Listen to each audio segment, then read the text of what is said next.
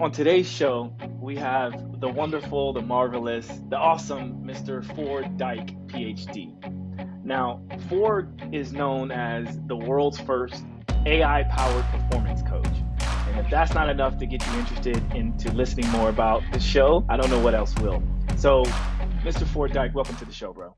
Welcome to Simply Walk the Talk. Our bodies and minds adapt to what we do most of the time. If you want to change your body and mind, you must change what it is you do most of the time. This podcast explores all things health, wellness, fitness, lifestyle, and biohacking. Stay tuned as we explore various thoughts, methods, and experiences from a multitude of conversations between our interesting guests and experts through many fields of work. Sit back, relax, and enjoy the show. Simply walk the talk.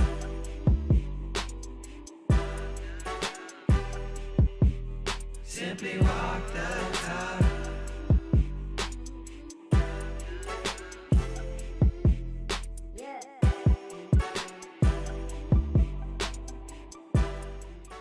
Josh, thanks so much, man. I'm stoked for this conversation.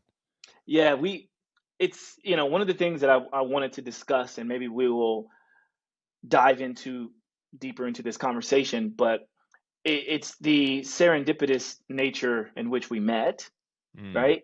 And and I'll just say that, so for the listeners and the viewers, we Ford and I met because we both were doing content for this amazing mental fitness platform, application, platform, whatever you want to call it. And I happened to be doing some of the movement side of it, and I was recording some content. And then Lissy, the founder of Mindy, the company or the platform is called Mindy, and she was raving about this guy that's coming into town. And I'm like, who is this dude? First of all, he's got a really cool name, and and you've got such a cool look. So if you are only listening, I would suggest you come in and look at this guy because he's a cool dude. Um, we I think we have a lot of synergy and just our vibe and how we get along. But then also, you're a beast in your field and what you do. And one of the things that I thought, like after I met you, I knew that we gelled quite quickly, and I thought, mm, oh man, this guy would be perfect on the podcast. And then I got the opportunity to listen to you at the Mindy Future of Mental Fitness, I think it's called, right. The live that event. speak, Yeah. yeah, the Yeah. live event. And I happened to come there just before traveling. And when I heard you speak, I was like, first of all, this is a guy who has definitely done a lot of speaking. You can tell that you know, you are someone that is very prepared. So I'm saying all of this to say, for you guys listening and watching, you're in for a treat because this guy knows his stuff. So let's start with your background, bro. Let's talk about how you got to where you are today, and why should people keep listening. Well, thanks, Josh, for the intro, man. I appreciate it. It's heartfelt for sure. Some people tell me, like, I talk too much. Like, hey, turn it down. You know what I mean? But it's like, hey, I get paid to speak. So it's not that bad of a gig. It really all starts, as far as the origin of this whole thing called life, it starts back in South Florida for me. Where I grew up specifically was on the beach of Jupiter Beach, Florida. And like didn't really have a shirt on most of the time, barely had shoes on. I was just kind of hanging and cruising out in that environment, not really understanding what it was doing to me physically or even cognitively, spiritually, emotionally, etc. I was a kid, and I was enjoying those environments. But as a kid, some people they go through different life experiences, and my parents were divorced pretty early on. I was about 8 years old, and 8 years after that, my brother passed, and then several head injuries after that just changed the way I started to perceive the world. And it led me to study psychology at the undergraduate level. I was just trying to figure out what was going on above my own shoulders, let alone anyone else's. So it's kind of a selfish decision to study psychology. Fell in love with the field, Josh. I mean, it was incredible. But you realize quickly at the end of your undergraduate experience, at least for me, there was more to be desired. And I quickly realized that even though I studied the brain, it's attached to a body. We are human beings. So maybe I should go study the body. And I kind of mentioned that to a professor, and they said, well, you need to study kinesiology. I said, okay, whatever that means. Did my homework, went and studied exercise science. So at the master's level, I was focusing on what's going on below the shoulders, the body, essentially, sports science, exercise science, etc. And then I get to the end of the master's program and realize, okay, cool. I know a little bit about the brain. I know a little bit about the body, but those two things, they don't really exist in isolation. They're highly interdependent, highly connected. I better go get my PhD. I know it's not like the, you know, most simple choice, but it was a tough decision.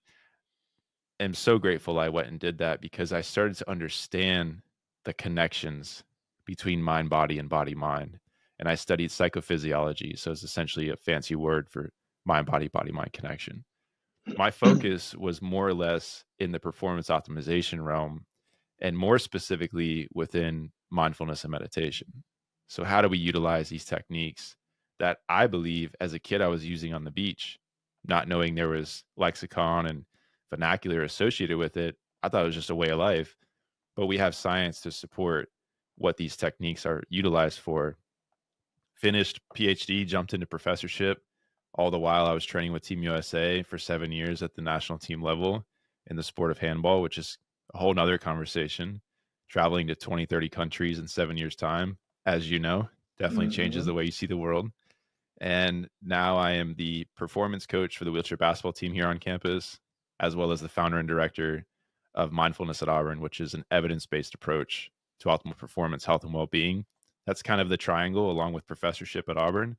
And I'm running my own platform, which is all about optimal performance, health and wellness, getting people to really accelerate and to optimize themselves at the highest level. So that's kind of it in a nutshell. In a nutshell, indeed, because I know there's so many branches on this tree that you just grew for us. One of the things that I like about even just you presenting yourself today is the shirt that you have on, which is "Be Human," Mm, and so I will just briefly mention for anybody that's wanting to find out more about what Ford does on a grand scale, go to his website, forddyke.com, and that's FORDDYKE.com. And I like the Be Human because for a long time I created this concept called be, just be. But mm, it was just the letters BE. And I I literally just started making t-shirts, and then I sold them, and people would always ask me, like when they would see me on the street or whatever, because I love creating conversation starters, because I have this right. analogy that is, or kind of a mantra, if you will, but anytime there's a question, there's an opportunity to educate. And That's right. so I I think that like we should just be. And so when I felt that and I understood that, I started to see that we could also be all these other things. And here you are with the shirt "Be Human," which is amazing. And I think we forget our connection to mind, body, mind, but also our Mm. connection to nature and how Oh, important that is, right? yeah, it's crazy you bring that up, Josh, because my dissertation studied the effects of outdoor environments, specifically blue and green spaces, on our brain and how it changes our attentional regulation in conjunction with a moderator of mindfulness. So, like, that's definitely a wormhole that if you want to dive into, we can. But yeah, you're speaking Wow. nature. It's definitely part of the whole story, It doesn't surprise me that you right? you know you've been down that path. But it really is incredible. And there's a few things that you talked about, because I remember you mentioned some of the things you just mentioned now. You mentioned at the speaking event, so I kind of have Hmm. the luxury of being able to understand some of these things, Right. for the second time or third time. And so I was very fascinated with the fact that you went into psychology, because I also went into psychology. Crazy me though, I did a double major in physical therapy and psychology at the same time, on top of playing basketball at school and working two jobs, right? Yeah. Nuts, Yep. nuts. Yep. So clearly, I think we both had this same kind of pool in this, but we did it in a different path. Hmm. And I then eventually realized it was way too much of a workload for me in terms of a school workload. So I went to something that seemed to be much easier, which was communications. You think so? Yeah. I mean, thankfully in today's world, it does work quite well because, being a content creator and things like that. For I sure. know that you aren't involved with social media that much or at all, really. So for those of you that are trying to find him on Instagram, you're not going to, except in maybe some of these posts that I put out after this. Um, but I do think that it's interesting that you went with the mind and then separately went to the body, Mm, and then now you're kind of, well, you are very much back into the ecosystem of it all, yeah. Yep. right? Definitely. um, so let's talk about, I think it's fascinating that you are a performance coach for handball, or no, it was wheelchair basketball, right? Wheelchair. I've done work with handball, but I'm currently working with wheelchair basketball as well as U.S. power soccer, and that's coming up here What's next that? week. What's that? So that's a can of worms, man. So for your listeners and your viewers, adaptive sports as a whole are different than able bodied sports. And you can just Google adaptive sports and it'll give you a list of them. So I just kind of want to paint a little picture for your listeners and viewers. On one side of the continuum, you have a sport like wheelchair basketball, where some of the athletes' disabilities can range from cerebral palsy, CP, spina bifida, it could be single leg amputation, bilateral amputation. There could be a whole list of disabilities that allow these athletes to play that sport. But sometimes, if you were, let's say, walking in an airport and a wheelchair basketball player went by, they don't necessarily have to be a wheelchair user. A single leg amputee could have a prosthetic, and if they're wearing joggers or jeans, you may not even realize that they're an amputee. Whereas US power soccer is on the other side of the continuum, highest level of disability.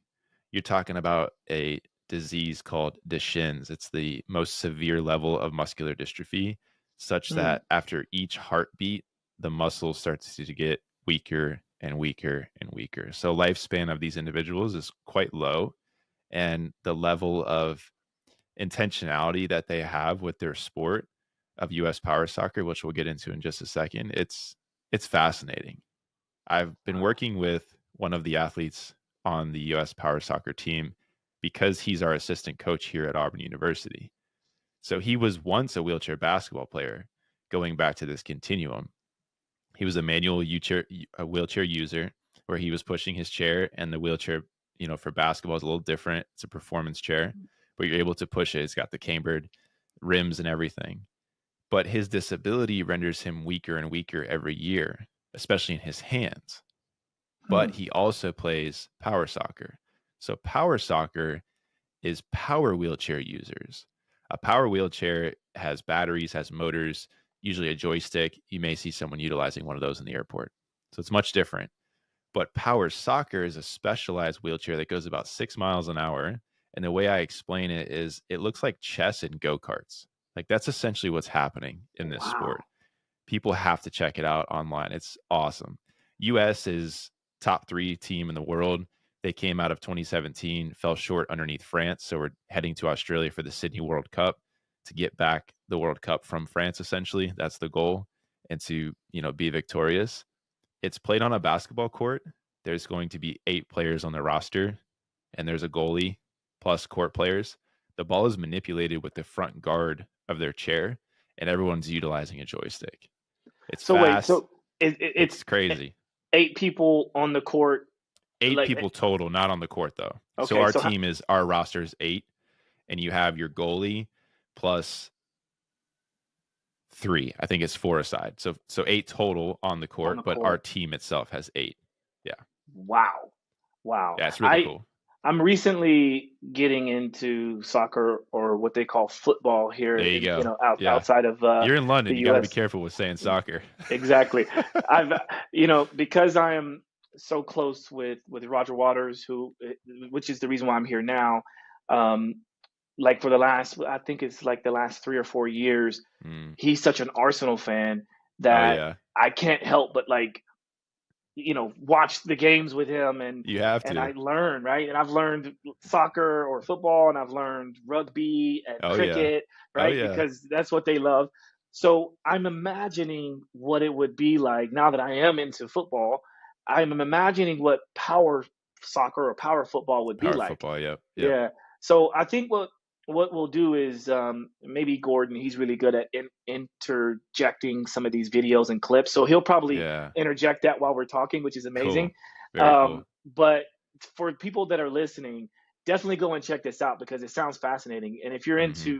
if you're into sports and if you're into sort of the future of sports, then I think you want to check this out, right? Yeah, it's awesome. So okay, so we've got I guess you call it power soccer, Hmm. wheelchair basketball. I've definitely seen some really cool clips with that online, which I'm a basketball player, so like that fascinates me to no Yep. end. And then you mentioned handball. I, I I follow a guy, he follows me back, who he's known as the handball ninja, and Oh, I've Gary Hines, man. Come on. We yeah played together.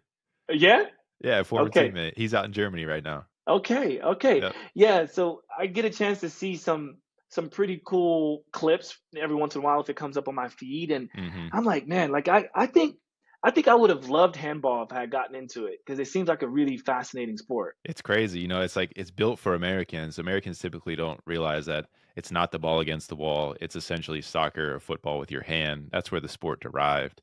It was football in Germany way, way, way back when. They were training outside and there's a lot of snow, a lot of ice. It's kind of dangerous. They brought everybody inside. They were still training using their feet and then they were getting injuries. So the coaches said, all right, let's just pick the ball up and we'll have our same formations. We'll just toss the ball around and toss it into the net. It was just for training. But then people started calling it handball, and it became over time a legit sport. Now it's at the Olympic level, and it's atomic in Europe. I mean, you go to countries like France, Yeah. Spain, Denmark. I mean, it's Germany. It's wild over there. Yeah. Yeah, that's one of the things I love about being as well traveled as we both are, Mm, is that we get a chance to experience some of the things because growing up, and this is not a knock on America by any means, but my experience growing up was very much like, tunnel vision in yeah, that you don't really care about what's going on outside of the US unless you were fortunate enough to travel and go on vacation and things like that, or you just assume that everything you see on TV or in the movies is real deal, the yeah. reality. But Careful. it's like, right? It's like, wait a minute. There's handball, there's netball. Like I'm sure Yeah, you've seen I've netball. seen That's that too. when I see any clips about on netball, I'm It's thinking, wild. wait, why aren't they just blocking it? And why is there no backboard? And like, what's going on? Like, you have this mammoth person that is just standing there, and if you catch it in a certain area, they can't they can't do anything to you. So you just Frozen. got a Yeah, free shot. yeah. It's crazy. Sports are Anyway, wild. yeah. Okay, so let's divert back to a little bit more of this other things. So in the intro, I mentioned that you're the world's first AI powered coach. Can you talk a little bit more about that? Performance Yeah, coach. so that came about with a platform called Vital, Vital. And a big shout out to David Gull. He's the founder and CEO of that platform.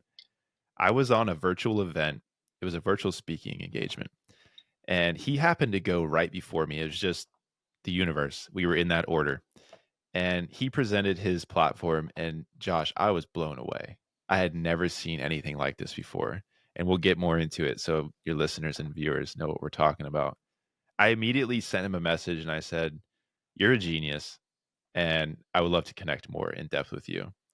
And he said, "Okay, great." And then I jumped on virtual stage and I said it again. I said, "Hey, before I get started, I just want the whole event to realize how much of a genius this person is." And he was kind Mm, of chuckling, and he sent me a note on LinkedIn. And before I know it, he's asking me to be on the app and to be featured as one of the coaches. And I thought, wow, what an amazing opportunity. This sounds fantastic. So, to give you a little background on what this platform does, it leverages AI, which would be something like ChatGPT. It builds a script based on what you request that you need help with. So if you open the user interface, it's on web platform as well as iOS. They're working for Android right now. It asks you a question of, what can we help you with today? And here's the juice of it all, Josh. You can be as specific as possible. You could type something in. Let's say you have a show tonight and you could say, help me maintain my focus and concentration, maybe reduce some low back pain from sitting all day on the planes, trains, and buses and automobiles, and let me soak in these moments. You can tap on my voice. You can do 5 minutes, 10 minutes, 15, all the way out to infinity. You can select your music or no music. And there's 8 options. You can do visualization, mindfulness, loving kindness, affirmations, breath work, concentration, body scan. There's a whole host of different options. When you tap generate, it's using live AI technology to formulate the script for you. And as soon as you wait about 3 to 5 seconds, now you have your own customized, personalized, specific session just for you live real time. You listen through that Wow. and you can go back and do it again. You can do it again. You can do it again. I did one for an animal. I said, send loving kindness to my dog Ella. And it was talking about her floppy ears and her fluffy tail. And I'm like, whoa, it's incredible. I did In one your for voice? I did it in my voice, but there's other options as well. You can select from different coaches. So we have, to say all that, we have a contract now with the wheelchair basketball team where we're piloting for our athletes and staff. There's about 15 or 20 licenses, and they're using it this season to try to get as much feedback as possible and see how it can leverage our performance within the season itself. So it's Wow. it's awesome. And I'm using it with private clients as well, because the thing for me, it's one thing to work with somebody one-on-one. It's also another thing to maybe have some group coaching situations. But let's say that's for 30 minutes or an hour tops, maybe 75, maybe 90 minutes. What about those other 23, 22 hours of the day where they're not necessarily connected with me directly, but they're able to access my voice, access this information and technology in their pocket? I mean, they just pull out their phone, type something in that they're going through. Sometimes I'll present them with suggested prompts based on what we had talked about that week. Press generate, 5, 10 minutes, 15 minutes, 30 minutes, however long they want to do it. And I'm basically with them wherever they are in the world. And then we can come back and have that conversation later during our next session. I mean, it's unbelievable. That's massive. It's awesome. Yeah. So is it a subscription-based model? It is. It's $9.99 a month. And listen, I'm not here to try to sell anything. I'm a voice on the app. That's where it stands. But if people are interested, it's cheaper than Headspace and it's cheaper than Calm. And as a user of Calm for the last 4 years, it blows Calm out of the water because of how personalized and customized it is. Yeah, for a second, I crazy me thought, wow, $1,000 a month, but you mean $10? $9.99. I was like, bro, they just to be doing, clear, they better be doing a lot more than telling me some prompts, right? You know what I mean? Ford's voice isn't that good. Come on now. Right? Nah, I'm sure it would be worth it for it. No, that well, shout out to Vital, right? Vital. Yeah, Vital. absolutely. Is it Vital.com? It is right now. I think they are joinvital.ai. But yeah, you can just search Vital AI. It's out there right now. It's so cool. Yeah. It's in the iOS store too, Apple store. It's really fascinating. I mean, it's really cool. What is interesting about how you started that conversation is how you were giving mad respect to the guy who spoke before you, and that's almost literally what I did at the Mindy event with you. Yeah, it kind of just happens. Yeah, you know, cool. Because I was like, I was blown away by the fact. So there were 3 speakers, and Lissy she originally wanted me to come in on it as well to speak. Cool. But because there wasn't enough time, I think she had asked me like 10 days before it, and then there was a potential opportunity in which one of the speakers wasn't going to be there, but then she thought that I was leaving. I think everybody thought I was leaving, so I wasn't going to be able to come. Yeah, yeah. Long story short, it ended up working out. But what I remember, and I told you this because I like to be very authentic in what I'm feeling, and then I want to express that to people when I speak with them because I know how important that is. And so that's one of the first things I said to you. I was like, bro, your presentation was on point. I know that you prepared for it. The fact that I don't think you said one time. I hope not. and that blows my mind, man, because no matter how, even in this podcast setting, I have to be mindful of Mm. saying these, using these fillers. Mm-hmm. Not that, because this is my show, I can do whatever I want with it, right? I can say Absolutely. whatever I want, I can do what I want. But at the same time, I want people to take me seriously because I take what I do seriously, but I have a lot of fun with it as well. Absolutely. Yeah, for sure. And I think people come off much more experienced and intelligent when they speak the way that you speak, and when you're prepared the way you're prepared, right? Mm. Like, I know that before we started recording today, I mentioned to you, because I value people's time, and I was freaking out because it's asking me to update this app. Right. Yeah. Yet you It's were like, going what's through the going same on? thing, I did right? the same thing. Yeah. Right? But we both, we both get it. So there's Yeah, for no, sure. right? Like, we both value people's time, and that's why I want to bring the most amount of authenticity to this platform, on this podcast.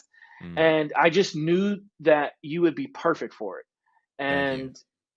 And and so this is why you're here, right? I I'm basically appreciate saying you. this is why you're here. And I also just was thinking, like, just by the way you were talking, I knew that you hadn't spent much time in New York, because I know one of the Ah, funny stories was, I think Central the way, Park. yeah, you were talking about, like, Central Park, but then also you happened to come into the city right when there was the Oh UN yeah. conference. And Wild. I remember one of the girls was saying that you felt like you were being duped by getting a taxi because they took you way out of the way.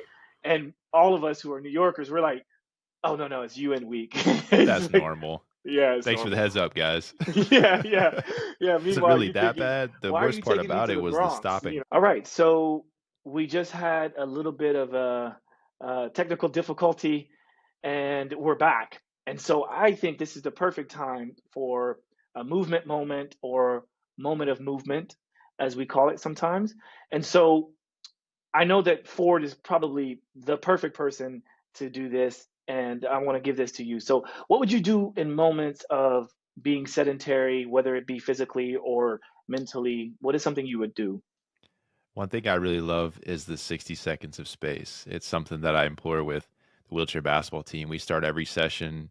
We have Wisdom Wednesdays with myself, and we do workouts, obviously, with our strength coach. Athletic trainer has treatment. Coaching staff have their film. When we're on the road, we even take time before we eat a meal. They call it 60. It's short for 60 seconds of space. So we're just going to do that. And all that means, Josh, is push back a little bit from your table, get nice and comfortable. Obviously, if you are driving right now, don't close your eyes, because I'm going to have you close your eyes. So keep your eyes open, please.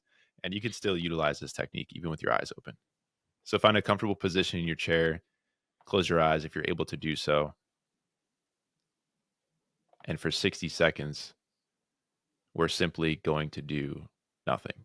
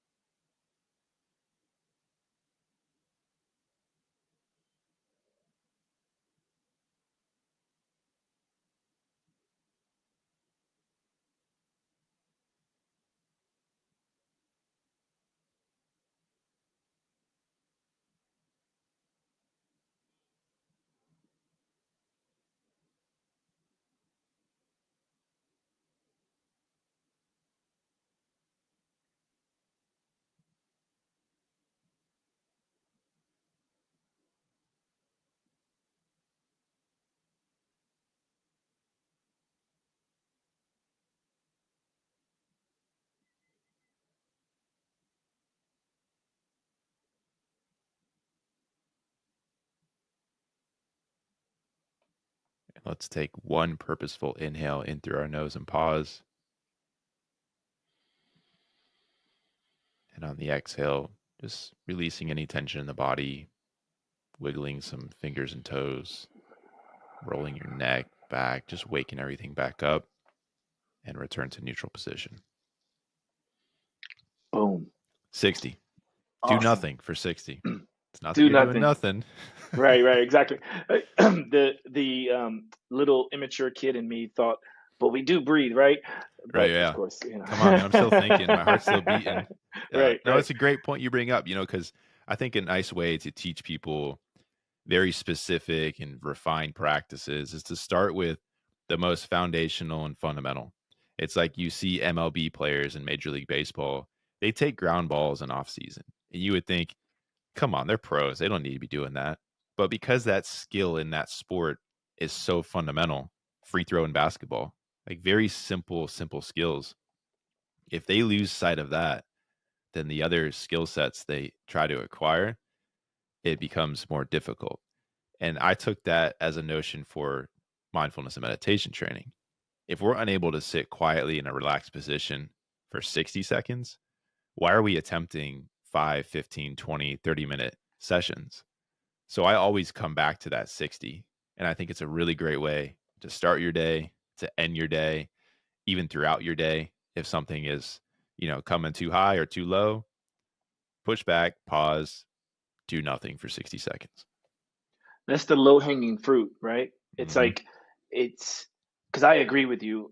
I think there's, in some situations, there's too much information in the world, right, for people to grasp onto.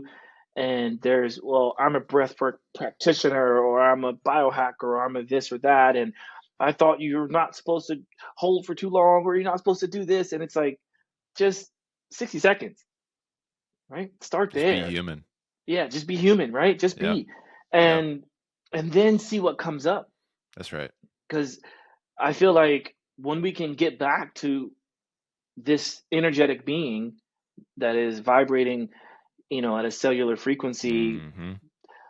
like at the end of the day, we kind of have to get back to that, to realize that at the end of the day, everything is vibrating on a certain frequency Absolutely. together, right? And it's Yep. this universal aspect. And however you arrive to that is a good starting point. But it's like, we need to work to get there. And sometimes it takes a few things, but other times it takes nothing, right? No thing, right? We're all energetic creatures, and energy is the fundamental component of how we survive, but also how we thrive. And if we lose sight of that, then why are we adding in other components that really just convolute the situation, right? It just Right. gets too convoluted, and then there becomes a bigger problem. You're just amplifying an already existing issue. So I think it's interesting to step back and do something as simple as possible and just take it one step at a time. Yeah. A lot of times I think of it as, I think in some situations, people are looking for an excuse to For sure. not do something or to not Yeah. validate something. Right. And then I go, "Well, but like, what is the point of that?" Right? Because Mhm. ideally, all ships rise with the tide, right? Or however that saying goes. And so, and if you look at it from even like a team sports perspective, or a Mhm. group setting, if each individual person, or look at it as a chain, right? Like a kinetic chain or a physical chain, right? Yeah. Yeah. We are as strong as our the weakest link, right? That's right. So true. And so if you look at yourself as a potential link in this chain called the universe, then you wouldn't want to be the weakest link, would you? You want to be the strongest link, because then that makes the whole chain stronger. Mhm. And so who cares if you can jump out of the gym, if you can't do basic arithmetic, or you can't read, then how good of a human can you be Yeah. human, right? Yeah. I'm gonna give your audience another one onto that chain. I love that chain analogy. The way I look at it is micro, meso, macro. Micro is the individual. It's the human. You, me, individual. Okay, now we take it to the next level. Meso. Meso is that group. So you're in the health Mm, and fitness world. I'm in that world. That's a group that we are in a community in a space. Okay, what about macro though? Macro is planet Earth. It's home. No matter what anyone tries to debate, that's home.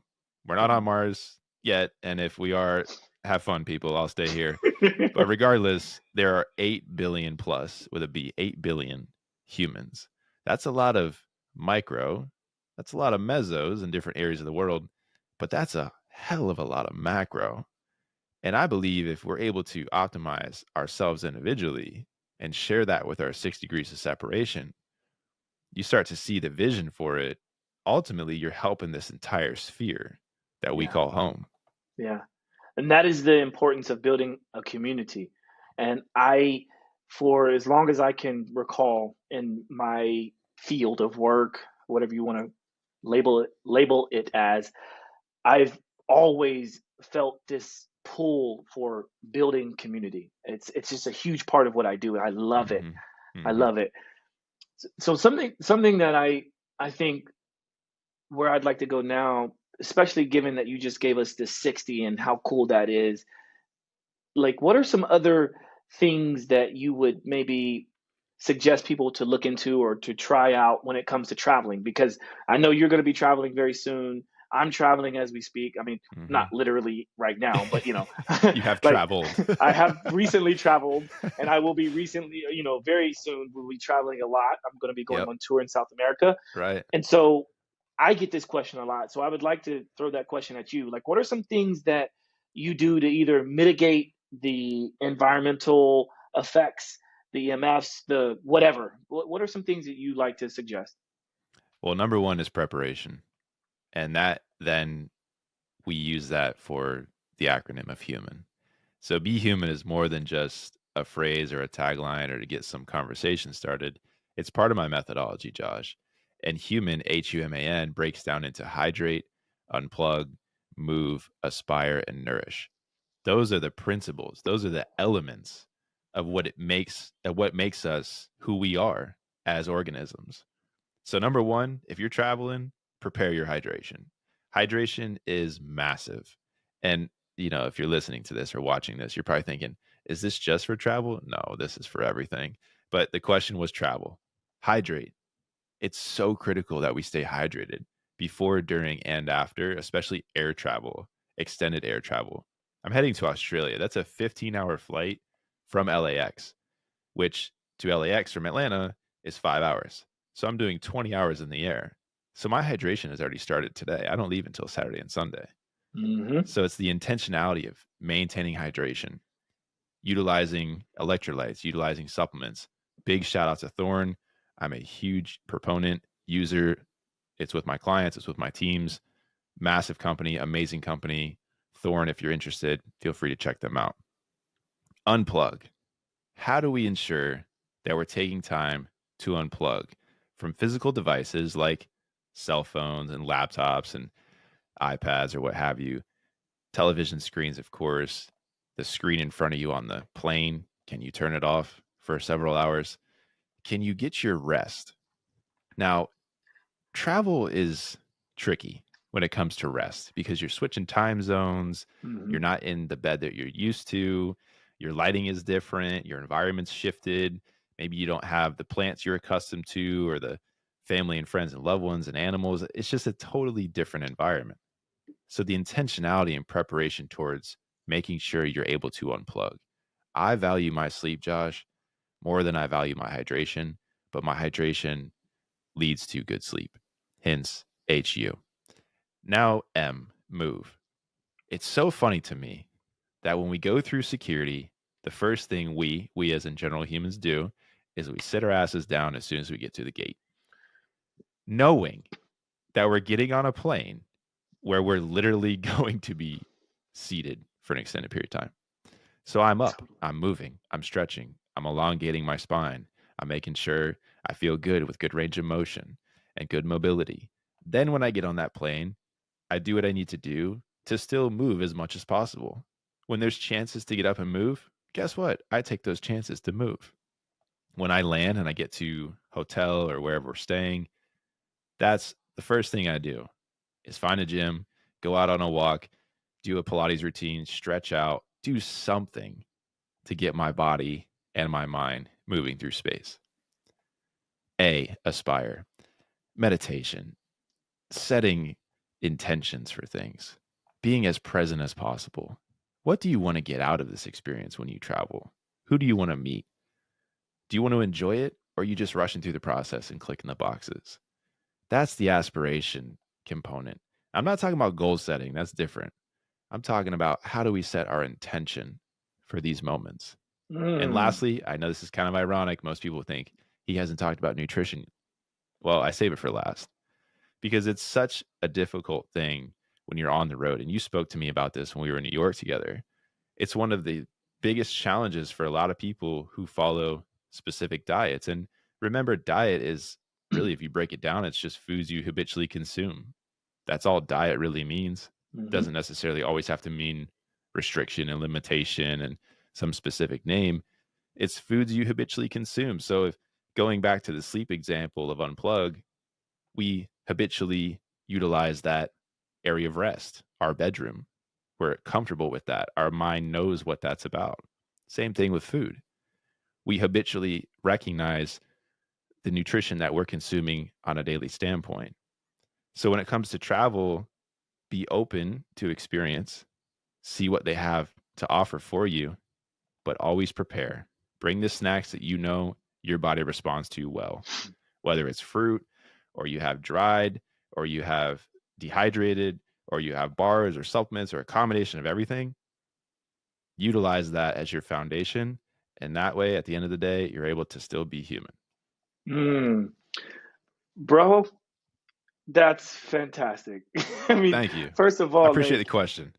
yeah, because I didn't even know that we would get to that because yeah, this is crazy. It's like I feel like this is definitely going to be a clip, that we put up, right? Because it's perfect. It's spelled out, I think, in a way that everyone can understand, should be able to understand.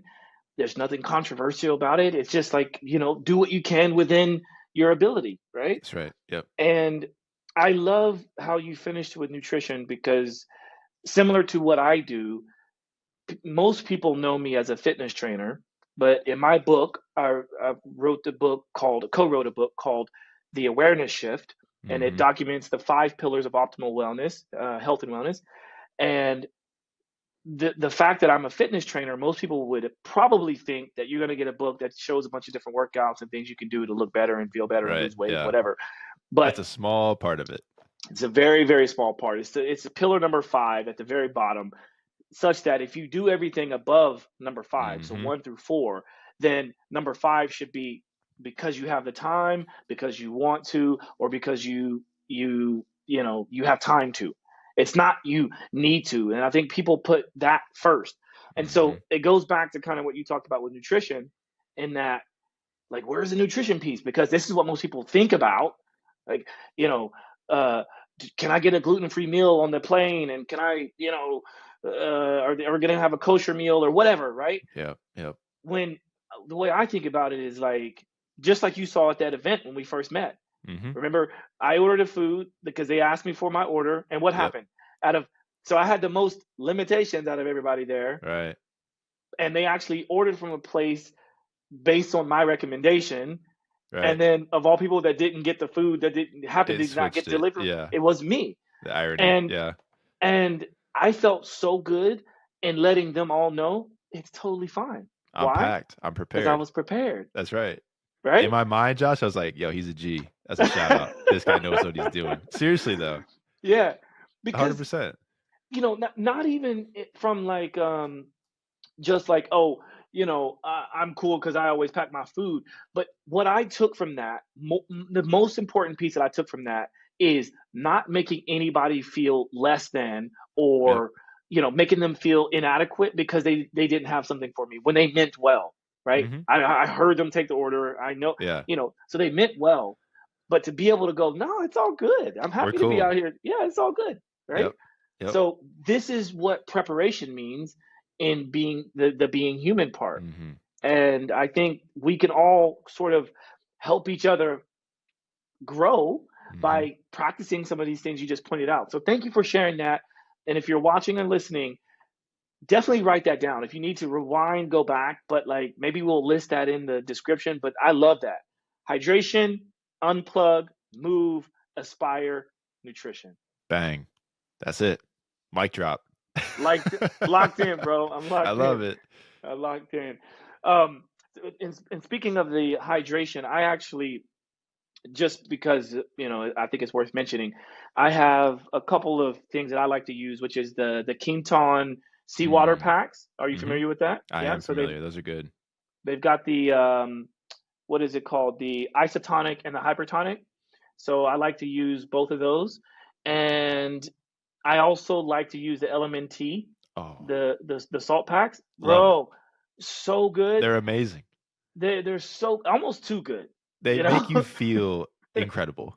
I've got Yeah. so many people on them. Our team's on them here at the university. My mom tried one. She was doing some yard work. She's like, son, I didn't get tired. She's down in South Florida, right, where it's hot. Oh, You know, she's working on a half-acre property, pushing lawnmowers, cutting bamboo, doing all this stuff. She said, I need some more of those salt packs. So she came and visited yeah. me recently. I gave her a box to say, here, mom, enjoy, you know, because it really is amazing So good. stuff. No sugar, no additives, just straight up salt, and you get electrolytes from it. And that's what our Right. body's partly comprised of. So Of shout out to course. LMT. Yeah, shout out to the LMNT. And what I love about the conversation around both of those that I just mentioned, it goes back to what I said earlier. Anytime there's a question, there's an opportunity to educate. Hmm. The first thing that most people ask me when they try that is like, wait, but there salt in here? I'm like, It's bad good for my question. heart. Good Yeah. question. Isn't Because salt bad for you? I'm like, ooh. it's like, but you do realize that salt is a mineral, right? Yeah. It's a mineral. Yeah. And what do you think that our bodies need? We need vitamins, minerals, micronutrients, right? Which are Hmm. minerals. And so, and then I always kind of go down this path of like, well, it's like refined salts. Yeah, we don't need a lot of refined salts and things like that, of course, but like this is what we want. In fact, the Quinton packs, what I love about that is that it's like the closest thing to our blood plasma, Hmm. right? And One to so, one. Yeah, it yeah, matches up.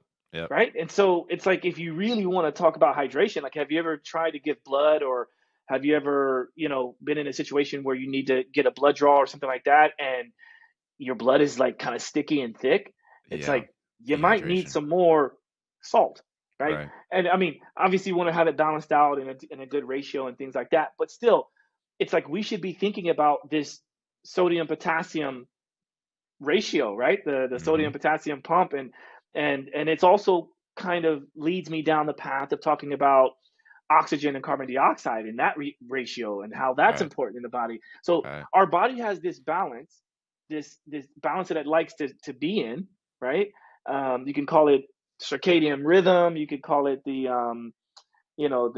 temperature effect or whatever, right? But our body's always looking for balance in some way, shape, or Hmm. form. And so if the body's looking for it, but you don't give it what it needs, it's going to get it from somewhere. That's right. Or that check engine light comes on. And if you don't check the engine, it might not Problems. work much longer. Yeah. Right. Yeah. So, yeah. Anyway, I didn't know we would even get down that path, but I think that's important. Let me think of, there was an, by the way, but I am thinking right now. So this Jordan, is a come on, man. filler. We got to get that out of here. No ums on Josh's show. The he did police. he did send me like every once in a while because Gordon and I started. Shout out to Gordon. He's like my Jamie to Joe Rogan, right? Hey, there you And go. and we started working together at the beginning of the year or the end of last year. And when we started working together, I met him on another podcast. So I Cool. was being interviewed on another podcast, and we started working together, and it's been amazing. He's done a really good job with this. And when we were, I don't know, we were probably 20 episodes in. There was a time that I'm sure it took him some patience to figure out how to tell me this, not knowing that like I love being candid. Like I think it's if we all have the same idea of growing and getting better, we should be real with each other, For sure. right? And I'm not the type of person to be like, "What you talking about? How do you speak?" Nah, that's not me. It's like, "Oh, note taken, thank you." But he sent me a very nice text message. Hey, brother. He said, In the message. Yeah, I think it was either a voice note or it was a text, but I seem to remember seeing the There was a word yeah. So he's like, you might want to consider reducing the ums and the fillers because it makes it difficult with the editing. And Ah, I just think that it would help the situation if you could watch that. And I'm like, you're right. got You're you. very right. Got it. Thank Got you you, for Gordon. that. I want to make sure he knows that I can take feedback Hmm. and go with it because that's what it's about. In fact, this is a good segue. There's have you read the book Netflix Rules of No Rules? I think I've heard of it, Josh, but I haven't read that one. Phenomenal. Phenomenal, Net phenomenal book. Netflix and No Rules. Okay. Yeah, I think it's just called the Netflix No Rules or Rules of No Rules, something The like that. origin story of Netflix and how it was all Yeah, started up. yeah. Actually, I'm gonna find it because I want to make sure that I say it right because it's such a good book, especially for anybody who's running a company, anybody Mm, that is an entrepreneur. Um, um, it's one of those things that I think it will force you to understand why and how certain companies are run well. It's right. called No Rules Rules. No Netflix rules, and the rules. Culture of Reinvention. No Rules Rules. No rules, Netflix and the rules. Culture of Reinvention. Yeah, by Reed Hastings. And I listened to the audiobook, by the way. Cool. And it was, well, here's how crazy I am when it comes to reading, because I love to read. What I will do is I will get the audiobook and I will get the PDF version or the digital version of the book, Hmm. and I kind of go like side by With it. side. Yeah, Yeah, that's I go nice. with it That's because good I like stuff. to. A lot of times I'm thinking about content. Hmm. So thankfully you're not involved in that, right? Or you're not subject to that as much as I am. But I'm always thinking like, how can I make something into a bite-sized thing that goes into a piece on a video or on a screen or whatever. Right. Yep. And so when I hear that, like maybe I'm working out or maybe I'm doing something else and I'm listening to it and I'll go, oh, that was really good. So I'll go to the Mm, digital piece, I'll look it up, and then I'll highlight it, and then I screenshot it, and then I create, all hmm. these little thought bubbles That's as we cool. go. But it's definitely a fascinating read, and I think you'll get a lot out of it. Yeah, I'll check Really, it really out. cool. Another one is Shoe Dog, Phil Knight, the origin story of Nike. Yes, Awesome. yes, Awesome, yes. awesome. And Didn't of they do course, a Jobs, Steve documentary? Jobs. Yeah, they did Air, which is a little different. That was more of the Jordan brand. But Okay. Shoe Dog is the true origin of Nike with Phil Knight, the creator. Yeah, it's Mm. a phenomenal book. I'll have to check that out because this is a good segue. You doing good on time? I'm all good. Okay. So I loved how in the very beginning you mentioned that you were shirtless most of the time and probably shoeless most of the time. I don't have shoes on right now, Josh. Very good. Yep. I am a huge proponent of all things bare feet. Mm-hmm. And so because of that, and especially in modern day society, I am a huge believer in minimal footwear. Mm-hmm. So I work with a company called Vivo Barefoot. I'm sure you're Mm-hmm. familiar with it. Yep, absolutely. You probably saw me with my Vivos on when I was They were there, fresh. right? They were fresh. I think I even commented on them. Yeah, you did. So this is interesting because some people would go, well, why would Josh read a book about Nike if he's such a huge proponent of Vivo Barefoot? But that's not how I think. That's not how I think. I think, how can I find out how and why certain brands got to where they are There you go. so that I can then use that to kind of elevate whatever it is I'm trying to elevate. And I think in the terms of abundance, not scarcity. So there's a Mm, abundance mindset versus a scarcity mindset. And so when I can hear something like that, what can I take out of it? Not, I'm not going to listen to that because it doesn't represent what I think. Because I right. don't know if it does. I don't know if it Right. does until I read it. It's gonna blow your mind. Yeah, You I'm on it. should definitely, like you I'm mentioned the on it. Netflix book, this is very much so in the similar vein of how this company was created and the tribes and tribulations that Phil Knight went through. I mean, it's fascinating book. I mean, Steve I'm with it. Jobs, his book is another one. It's incredible. Just what these individuals go through as far as adversity is concerned and still maintain a super high level of success. You can totally pull some nuggets from there. I'm on it. Mark my words, you will be seeing some content. Well, like, I may have to share some content with you. Cool. But yeah, I'm going to be on that. In fact, I'm going to write those down now. Yeah, So, Shoe Dog. It's shoe. on the shelf. I'd It, let you borrow it, but there's so many pages that are messed up and torn and ripped and highlighted, and I've borrowed it to okay. probably, I don't even know, like 10 people minimum. And they hand it Yeah. back. They're like, "This is gold. Here, have it." Well, I'll get if there's an audiobook, I'll get that I'm and sure the there digital is. copy. Now, while I'm writing this down, in my head, the Hmm. way that dog would be written is DAWG. It's DOG, Shoe Okay. Dog, like a Okay. sneakerhead. Okay. Shoe, Shoe Dog. SHOE, dog, DOG. And the Yep. other one, just Steve Jobs, right? I think that one's just called Jobs or Steve Jobs. It's the Walter Isaacson, the individual who has written a lot of the biographies of individuals. So I think Okay. he just did Elon's biography that came out recently. Very good. Elon Musk. I am on it. Okay, I got one more question before we start slowly wrapping this thing up, Cool. because I am fascinated with the fact that you're at Auburn and you're a professor and you are a performance coach. And we talked a little bit about wheelchair basketball and power soccer. Is that right? Hmm. Power Yep. soccer? Power Yeah. soccer, power football, And handball, right? So you've done all handball. Yeah. that. What are some other things besides the 60-second, the 60, right? Is what you Hmm. call it, the 60. Yeah. What are 60. some other Yep. things that you sort of like collectively suggest for your group of people that you work with, from a performance perspective? I think it's key to emphasize hydration, movement, and nutrition. If you look at human HUMAN, you've got hydrate, unplug, move, aspire, nourish, like we talked about. If you were to focus on any of those, it's kind of a flipped script. Most people start with things that we can survive the longest without. Like they want to talk to me about their nutrition. I mean, Josh, it's not that I suggest people try this at home, but it's well documented that the human can survive about 2 weeks, if not longer, without any nutrition. So in my mind, it's like, why are we talking about that if we can survive without it? We know that someone's diet's probably quite poor. So we'll get to that. Let's start with something that we can't live without, and that's our respiration. I mean, in as little as 3 minutes, at the 4 minute mark, we have brain damage without our next inhalation. But even if you held your breath for 30 seconds, and I'll do this sometimes in my speaking engagements, I'll have the audience exhale everything and we hold for a minute. We barely get to 30 seconds. People are like, eyes are widening and they're kind of laughing. The point is proof of concept.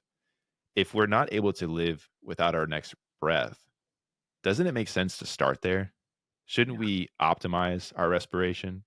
So I work extensively with sport. Athletics is a huge component, but I've done work in military installations, some of our snipers, some of our medical surrogates, Navy SEALs, getting them to understand the value of respiration. It could be from a box standpoint to calm things down, could be from a triangular standpoint to enhance our energy, to bring our arousal levels up. 4-7-8s. There's a ton of breathing techniques out there that you can play with. So the first 2 weeks, oftentimes month of work with someone is to get them to dial in their respiration. Mm. Then we start to talk about hydration. And all the while, we're using mindfulness principles as the through line of each of these elements. Because if you lose sight, if you lose awareness or intentionality of your hydration log, let's say I assign you a hydration log for 2 weeks and you miss 2 days. Well, let's talk about why you missed those 2 days. And let's talk about why you were able to achieve the other 12 or 10 days. Now you start to get a little bit more understanding of the whole picture, but you're still in one element. Then we move on to the next and on to the next and on to the next. So each step along the way, we're constantly coming back to respiration, mindfulness meditation, visualization, growth mindset versus fixed mindset, a lot of sports psychology driven principles based on my undergraduate and master's degree. Beautiful. Beautiful. Yeah, that is huge.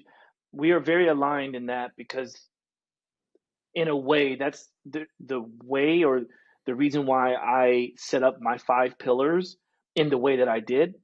It's because, and you touched on a very, very good component, and I would put breathing in with the first one, but Mm, the way that I set it up is, what can we do the longest? So what should we spend the most amount of time on?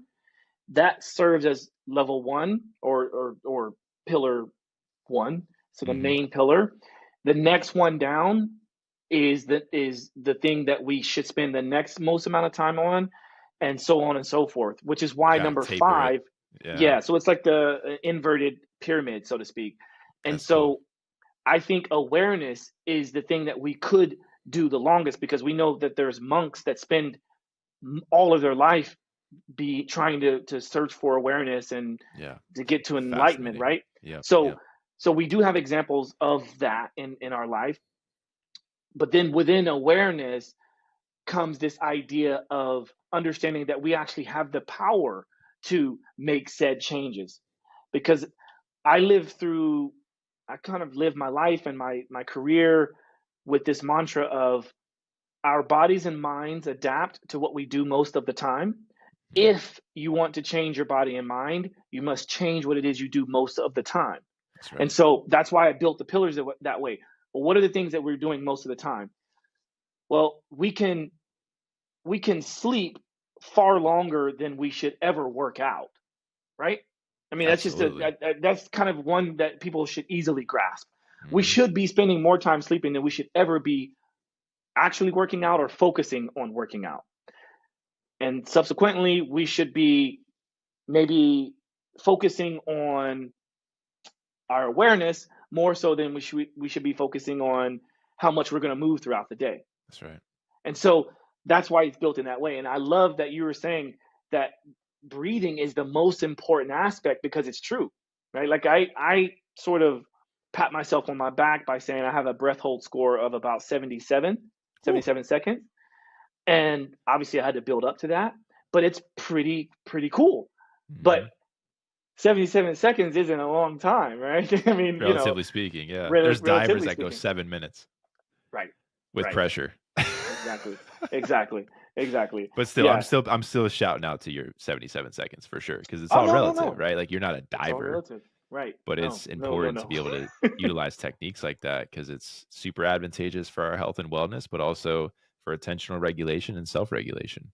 Absolutely. Yeah. So you're kind of making me think like if I were to rewrite the book, where breath I mean, breath is in my book, but it's kind of throughout all of those pillars. Hmm. But I'm kind of rethinking. I'm like, it might have to be a pillar on its own, because that is very important. What you bring up is very important. So thank you for sharing that. Yeah, and Josh, at Auburn, as separate from Be Human and my coaching outside of Auburn, I run the Mindfulness at Auburn initiative. And that initiative utilizes what I reference as the pillars of performance and health. And these are courses that I teach on campus, but also in speaking engagements, workshops, webinars, etc. Those 5 pillars start with respiration as pillar number 1. Then it goes to hydration, then nutrition, then movement, and then recovery. But so your audience understands they're probably wondering, well, why is HUMAN different than that? Be Human and my platform of Perfor Humans, where I'm reintegrating the human element into the word performance, hence Perfor Humans. That's really designed for the 1% of the 1%, high level performance, optimal performance, elite level. Whereas the work I'm doing at Auburn, it's more from a layman standpoint. How does an everyday person on the street benefit from these techniques? So it's separate, but it also leverages education, experience, expertise, etc., to be able to provide 2 different audiences, 2 different ideal customer profiles, essentially, or target audiences, the benefits of these types of practices, and they're able to digest it. They're able to absorb it. If you work with elite and you share with them kind of layman, they're going to be like, too simple. If you work with layman and you give them something too complex, they're going to be like, I don't get it. So that's kind of the purposeful, you know, line in the sand that I drew in order for people to understand the value of both of those worlds. It's obvious that you have been working very diligently at what you do, because it's very brilliantly laid out. And I think my hope is that more people see your work and can go to your website and to check out what you're doing, because bro, you need to be on social media somehow, because I mean, this is LinkedIn, that's it. LinkedIn. I'm a huge LinkedIn. Yeah. proponent. That's like Yeah. professional networking. I don't Of even think you course. can Of call it course. social media really, but yeah. Yeah. It's Well, a you bandwidth thing, Josh. The reason I've stayed off of get it it. is because it's a bandwidth, and I think you know exactly what Unplug. I'm saying. Yeah. Unplug. Yeah. Yeah, I yeah, mean, yeah, it's totally. unplugged for sure. No, I get it. Yeah. I get it, because it's like, as good as you are in what you're doing, I can just imagine how many people are going to be scratching and clawing at getting more. Mm, And that's where we need to be mindful right.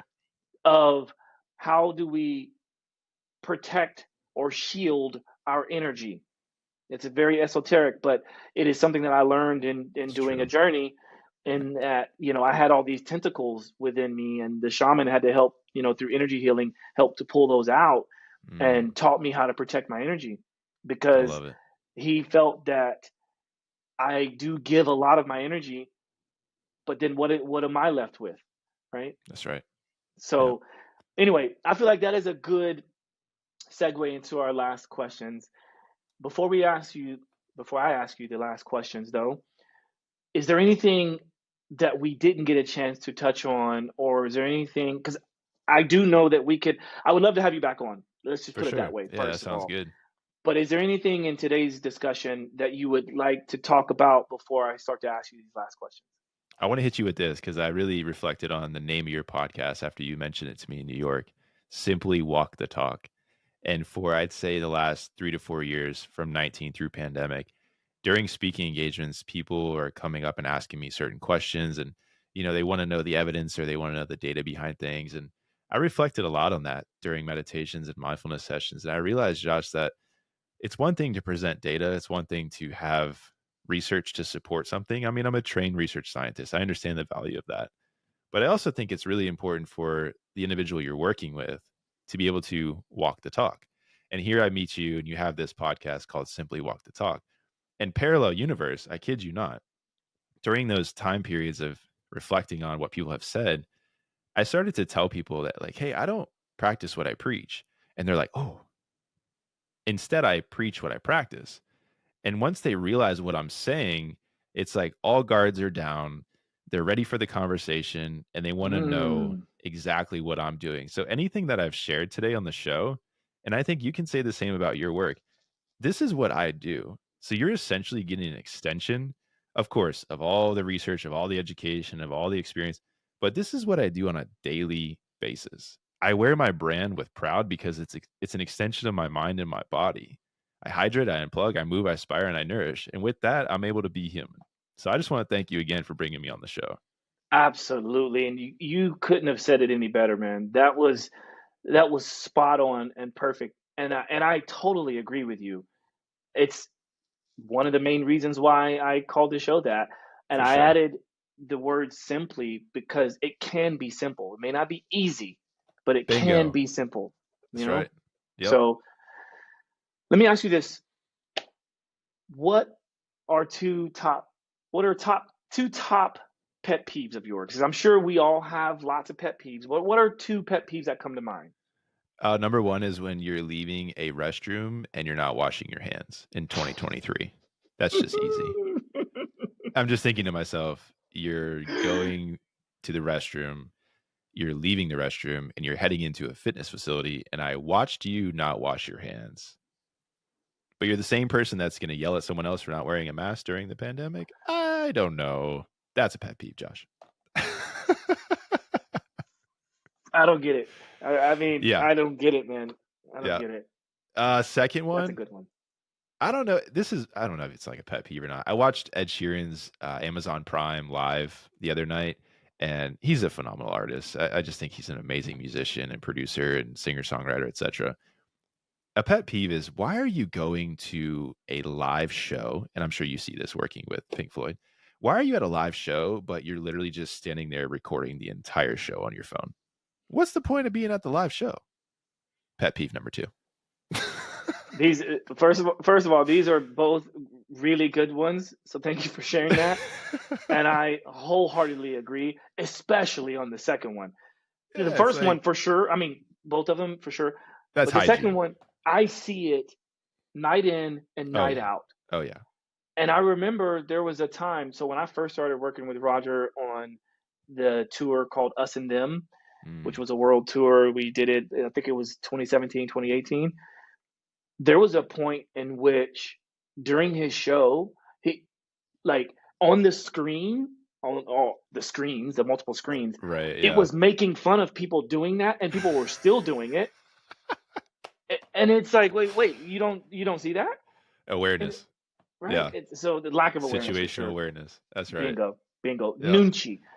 I don't Yeah. know if you're There familiar you with go. Nunchi, but yeah, Nunchi.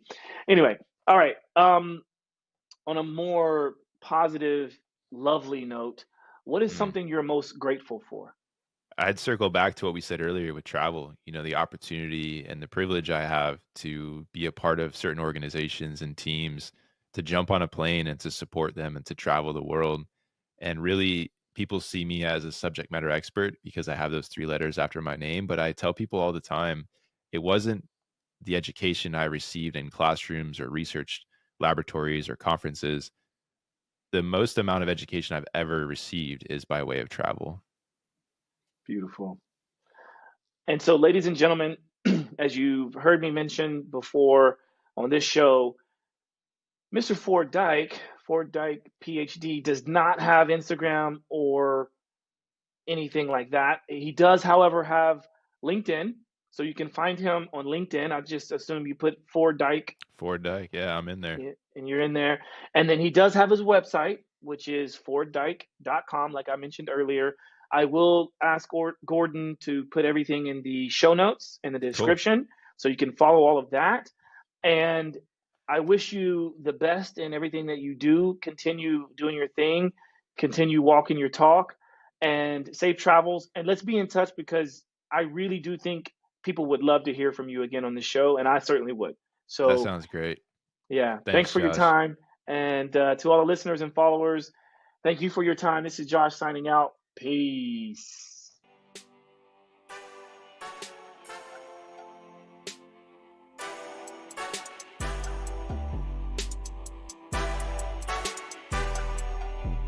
Simply walk the talk.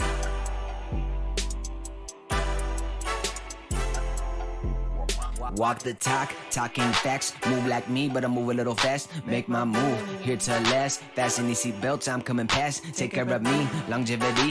Hack my biology, better believe. Walking the talk, soul, mind, and body connected. Better come give us a listen.